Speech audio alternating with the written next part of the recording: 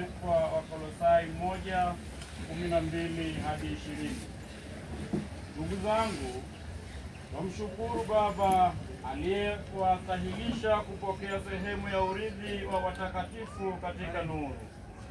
Naye alituokoa katika nguvu za giza, akatuhamisha na kutuingiza katika ufalme wa mwana wa pendo lake, ambaye katika yeye tuna ukombozi, yani msamaha wa dhambi.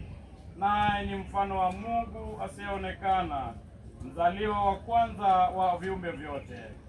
Kwa kuwa katika yeye vitu vyote viliumbwa, vilivyo mbinguni na vilivyo juu ya nchi, vinavyoonekana na visivyoonekana, ikiwa ni vitu vya enzi au usultani au enzi au mamlaka.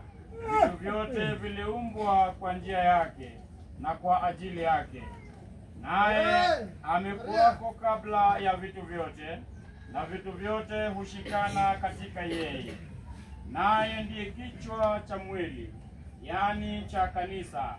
Naye ni mwanzo, ni mzaliwa wa kwanza katika wafu, ili kwamba awe mtangulizi katika yote.